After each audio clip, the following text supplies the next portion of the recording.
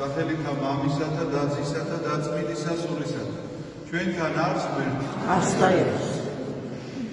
ყველას ვინაიდან დღევანდელ დღეს ღმერთმა მრავალ დაგასწრო სრულიად საქართველოს და თქვენი თითოეულთვენგანი ამინ. დღევანდელ დღეს დანადაზმავი გვართამაღლების დღესასწაულია. გვართამაღლების ისტორია ასეთია, რომ მოგეხსენებათ პირველივე საუკუნეში ქრისტეს ჯვარცმის შემდგომ ძალიან მალევე აუხრებული იქნა მთელი იერუსალიმი. იქ მართლა სრულიად სიტყვის მნიშვნელობით ქვაზე არ დარჩენილა. იმდენად გაანადგურეს ყველაფერი, რომ ძალიან ძნელი იყო რაღაცა ადამიანს ეყოვნა თუ სადმე რამე ვთქვათ რაღაცა ქრისტესთან შემხებლობაში რაიმე სიწმინდე იყო შემორჩენილი. ეს ყველაფერი მე ძალიან გვიან ეხლა ჩვენ რაც ვიცით, რომ ვთქვათ გოლგოთის ადგილია, რაღაცა საფლავის ადგილია, ძალიან გვიან გათხრების შედეგად აღმოჩენილი ადგილებია და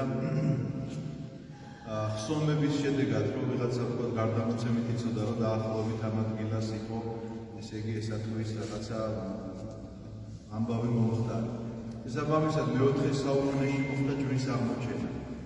ეს იყო მეფე კონსტანტინეს დროს, როდესაც ქრისტიანობის დევნა შეწყდა, მან გამოსცა ედიქტი, რომ ქრისტიანობა აღიარეს როგორც რელიგია, არა როგორც სახელმწიფო რელიგია, ვიღაცას ეს ნიშნება, არამედ აღიარეს როგორც რელიგია ჩვეულებრივი, რომელიც არ შეიძლება ამ მტერი არ არის და არ შეიძლება იდევნებოდეს. მათაც აქვს არსებობის უფლება.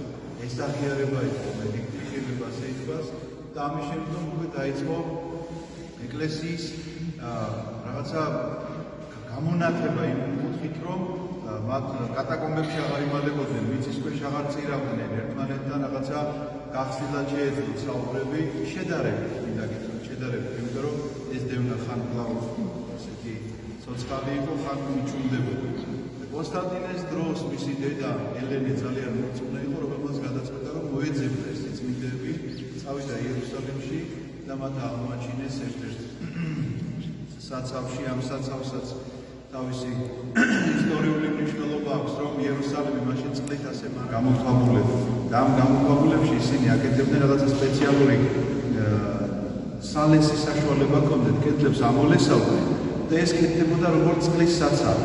ამ წყლის საცავში ისინი აგროვებდნენ წყალს, მოგეხსენებათ ეს უდაბნო ადგილია და წყალი ძალიან ჭირს, აგროვებდნენ წყალს, რომ მე აქედან შესაძლებლობა ქონოდა, რომ გაჭირვების დროს, გვალვების დროს ამოეყავათ ეს წყალი და ვთქვათ რაღაცა გამოეყენებინათ პირადი საჭიროებისთვის, მაგრამ როგორც კი დაძველდებოდა, ეს რო წარმოედგინოთ დაახლოებით ჩვენი ქართული ქვევრი რო არის, დაახლოებით ესეთი მასალებით დღესავდნენ და ესეთივე გამოქვაბულში წყლის საცავი კეთდებოდა, მაგრამ როგორც კი სადმე გააპარებდა და გაჟონავდა და ესე იგი წყლის დინებას ვეღარ აკავებდნენ, ამის შემდგომ ეს იქცეოდა ნაგავსაყრელად.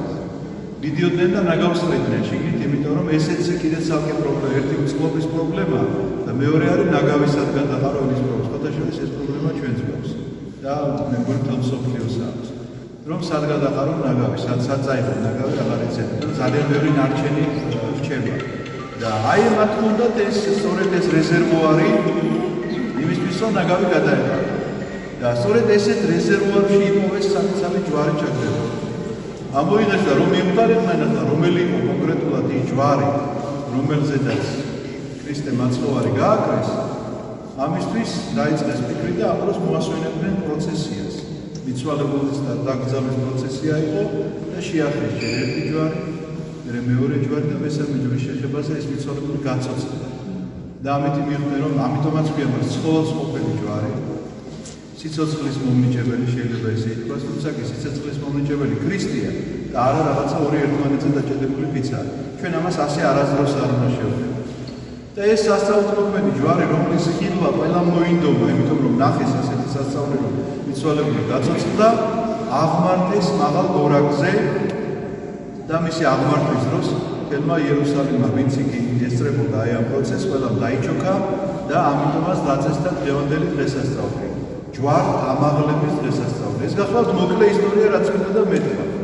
და სხვა დანარჩენი მინდა გითხრათ თვითონ ჯვრის მნიშვნელობის შესახებ. რომ რა არის ჩვენთვის ჯვარი? აი ლიტურგიაზე მღვდელი ამბობს ასეთ სიტყვებს თავის ლოცვებში, რომ ამას ყოფდეთ მოსახსენებლად ჩემთან. როდესაც ლიტურგია მიმდინარეობს, იქ რაღაცა ერთ მომენტში, როდესაც მიიღეთ პური ესე ჩემი ხორცია, როდესაც ამბობს მაცხოვარი და სვით ამილია ეს ჩემი სისხლია, როდესაც ამბობს მაცხოვარი და ამ შემთხვევაში ღვთელი ახლოვანებს ამაშვენს ლიტურგიაზე, იქვე წერია ამას ყოფდეთ მოსახსენებლად ჩემთან. არ წერია რომ მიცვალებული რომ აღვადგინე ამას ყოფდეთ მოსახსენებლად ჩემთან. არ წერია რომ 5 პურით 5000 კაცი განვაძღე ამას ყოფდეთ მოსახსენებლად ჩემთან. არც ბრმას რომ თვალი აღუხილე, არც კეთროვანი რომ გავწმინდე, არც თქვათ ყველა უამრავი ჩვენ შეგვიძლია ჩამოვთვალოთ სასწაული, რომელიც მისი ხელიდან აღესრულა, მისი სიტყვით აღესრულა, არც ერთზე არ ამბობს, რომ ამას ყოფდეთ მოსახსენებლად ჩემთან. ერთადერთი, რასაც ამბობს, რომ ამას ყოფდეთ მოსახსენებლად ჩემთან, ეს არის ჯვარცმა. და მე გეტყვით, რომ სინამდვილეში ადამიანის მოწყობა პირიქითაა, ის ტკივილს ყოველთვის გაუღვის. მისი მეხსიერებიდან მინდა გითხრათ, რომ ხანდახან მისდა უნებურადაც კი იშლება ის მწარე ტკივილი და სტრესი, იმიტომ რომ ორგანიზმი თავდაცვის მექანიზმი გააჩნია. და რაღაცა ძალიან ძლიერი და მწარე სტრესი ხშირად წაიშლება ხოლმე გონებიდან, იმიტომ რომ ადამიანმა რომ კიდევ განიცადოს ეს სიმწარე და მწარე სტრესი, შეიძლება სასწრაფოებაში კი არა და შეიძლება მოკვდეს, უბრალოდ ვერ გაუძლოს ამას ყველაფერს. ამიტომაც თავდაცვითი მექანიზმიდან გამომდინარე, არც ერთი ადამიანი არ ეძებს, ბუნებრივია ისეთ მოგონებებში თავის მდგომარეობას, სადაც ის იტანჯებოდა, ხო მართალია? როგორ შეიძლება მას დაარღვევა, სადაც იტანჯებოდა, სადაც არ ჰქონდა მას ხალისი და სადაც არ ჰქონდა ხიარულება და სიხარული, ასეთი მომენტების გახსენება მას ნამდვილად არ სურს. და მეცაც გეტყვით, ხანდახან სურს რაღაცა დაივიწყოს და ვერ ივიწყებს. ხანდახან არის ორგანიზმი თვითონ შეებრძოლება ამას და რაღაცას მოაშორებს მისი მეხსი. ეს იმას კი ანიშნავს, რომ სულ წაშლის. უბრალოდ ესე მძაფრად არ წარმოუდგენს თვალწინ, რომ რაღაცნაირად ადამიანმა გაუძლოს ამ ტკივილს. მაგრამ რატომ არის მაშინ, რომ ჩვენ გვეუბნება, რომ ამას ყოფდეთ მოსახსენებლად ჩემთან და ჩვენ ყოველ ლიტურგიაზე მის ჯვარცმას ვიხსენებთ და არა რომელიმე სხვა სასწაულს. იმიტომ ჩემო ძვირფასებო, რომ ჯვარცმასთან როდესაც მიდიხარ და მოგიწოდებს ღმერთი, რომ ამ ჯვარცმას უნდა მიემთხვიო შენ, ქრისტეს ჯვარცმას უნდა მიემთხვიო, დავიწყოთ იქიდან, რომ თქვათ არ ახარ საერთოდ მორწმუნე ადამიანი. საერთოდ არ იცის აი რელიგიის შესახებ, წმინდა წერილი არ წაგიკითხავს ამ რელიგიის შესახებ, რაღაცა ფორმოკვრით იცი, მაგრამ მიხვედი ჯვართან და ხედავ, რომ ჯვარზე ნატანჯი ადამიანია გაგული. როგორ შეიძლება შენში სინანული არ აღიძრას, სიბრალული არ აღიძრას უკაცრავად. სიბრალული იმისა, რომ ადამიანი იტანჯებოდა ჯვარზე. და თუ მორწმუნე ადამიანი ხარ, ეს ყველაფერი გახსოვს, რა გრძნობა შეიძლება გაგიჩნდეს გარდა მადლიერებისა, რომ მან ყველა ტკივილი, რომელი ტკივილიც შენ უნდა გეტვირთვა, იტვირთა და ჯვარზე მიიტანა. მოკვდა იმიტომ, რომ შენ არ მომკვდარიყავი. არ მომკვდარიყავი არა ამ გაგებით, რომ ჩვენ გარდავიცვალებით, არამედ ჯოჯოხეთისთვის არ მომკვდარიყავი. და ყველა შენიცოდვა ამ ჯვარზეა მიტანილი. მაგრამ კიდევ უფრო მეტად თუ დავკონკრეტდებით და ადამიანური თვალსაზრისით ვიტყვით, მოდით მაშინ ასე ვთქვათ, რომ შენ შეგიძლია მიხვიდე ჯვარცმასთან გაცნობიერებულად ადამიანმა და თქვა, რომ მე უფრო დიდი ტკივილი მაქვს, როდესაც ხედავ ჯვარცმულ მაცხოვარს. ამას ვერ იტყვით. ვერც იმას იტყვი, ყველაზე მძიმე ტკივილიც რომ იყო შენ ცხოვრებაში, თუნდაც საყვარელ ადამიანთან განშორება, დედისა შვილთან. ვერც ყოვლადწმინდა ღვთისმშობელს ვერ შეედრები ამ ტკივილში. და ნახავ აღმოაჩენ, რომ თუმე არსებობს ამ ქვეყნად უფრო დიდი ტკივილი, ვიდრე ამას შენატანი. უძლურებაში ხარ და ჯვართან ამას იტყვი, რომ მე მეტი აღარ შემიძლია. ასეთი განშორების ტკივილი გაქვს და ამას ეტყვი ჯვარცმულს, რომ ამას მე ვერ გაუძლებ. გაუძლო ამას ყოვლადწმინდა ღვთისმშობელმა, გაუძლო ამას თვითონ მაცხოვარმა, იმიტომ რომ თვითონ იტვირთა ეს ტკივილი, თქვენ არ გეგონოთ, რომ ის არ გრძნობდა იმ ლურსმნების დაჭედებას. ახლა კიდევ უფრო მეძე უნდა დავკონკრეტდეთ. ჯვარზე გაკრული, ნაწამები ადამიანი, ღმერთკაცი, რა სიტყვებს ამბობს. მიუტევე უფალო არ იციან რას იქნება. ამის მერე ჯვართან შეიძლება დადგედა ფიქრში მაინც კონდეს ესეთი რამ რომ ვიღაცას ვერ აპატიებ რაიმე ცოდვას? შენს ახლობელს ვერ აპატიებ რაღაცას? მან აპატია აბსოლუტურად ყველას. ჯვარმცნელებს აპატია. ადამიანებს რომლებიც მოვიდნენ და აწამებდნენ მას, მათზე ლოცულობს და ამბობს მიუტევე უფალო, რამე თუ არ იციან რას იქნება. ამის შემდგომ შეიძლება თქვა ვინმეზე რომ მე ვინმე არ მიყვარს. როდესაც ხედავ ჯვარცმულს, რომელიც სიყვარულით აკეთებს ამას, შეუძლებელია არ გიყვარდეს და ესეთი რამ გააკეთოს. შეუძლებელია არ გიყვარდეს და სხვის მაგივრად ჯვარზე ახვიდე. სხვის მაგივრად გილიოტინა იქნება თუ წყალში გადახდე თუ ასე შემდგომ, თუ არ გიყვარს ეს შეუძლებელია. ამიტომაც ვიღაცა არ მიყვარს და მაღიზიანებს, როდესაც ესეთი გრძნობა შემოვა თქვენთვის, თქვენში მაშინვე ჯვარცმული უნდა წარმოიდგინოთ. როდესაც ვიღაცის პატიება გიჭირთ, მაშინვე ჯვარცმული უნდა წარმოიდგინოთ. ამიტომაც არის რომ ყოველწირვაზე ჩვენ მაცხოვარი გვეუბნება ამას ყოფდეთ მოსახსენებელად ჩემთან, ეს გამუდმებულად თვალწინ უნდა გქონდეს.